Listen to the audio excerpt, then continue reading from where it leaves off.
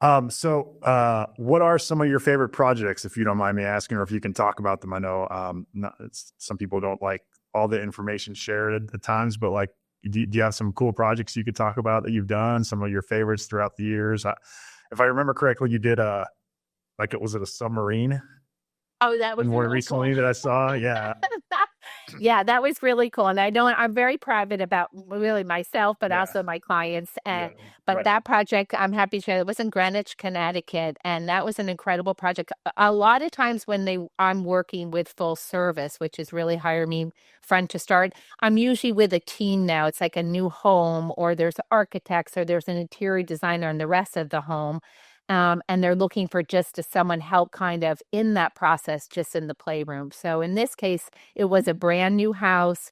They were doing the whole house, and I worked with an incredible architectural company and contractors. But I was able to design that space, which was this very large space, and in it we had this really cool art studio, which I love. It's almost all built-ins. We have like a built-in pegboard. We had built-in storage in there, and there's even doors that you can open and shut it.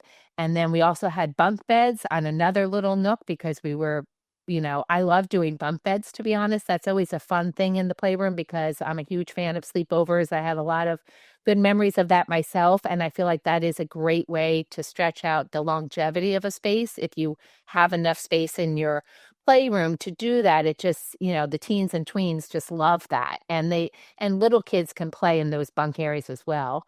And then the other side, yes, was the submarine. And again, not most, I would say all of my designs, I tap into what the client wants, and I get some amazing requests, very specific. This was something specific from the client. They wanted a submarine. We named it after their kids and their family, and they had, you know, they had participated in the very beginning kind of how big it should be, kind of what it would look like.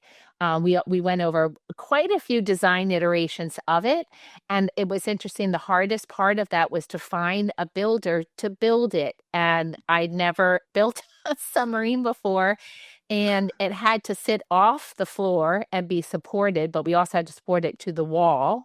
And then we had to make sure the ceiling was strong enough too. And as you could see, it's over a foam pit.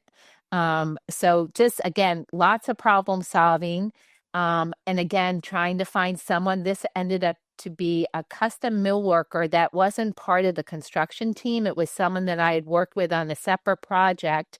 And I just reached out saying, is this something you could do? And they have a mill workshop in Norwalk, Connecticut.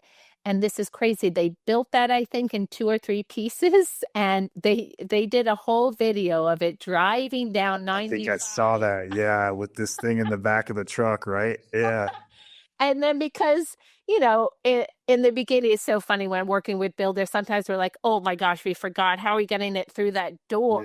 yeah, And right. now as I'm more experienced, it's like, obviously we measure for the doors. We knew this was going to be hard. You want to make it as easy as you can to assemble with the least amount of parts, but you have to remember to be so thoughtful. How are we getting it into the house? Right, And exactly. it was super crazy heavy. But anyway, it came out so well. And then we have a little rock climbing wall. The whole theme that the family wanted was really this under the water theme. And we did this cool sort of wallpaper going from dark blue, sort of ombre, to the light blue. And they really wanted it to be yellow and blue. So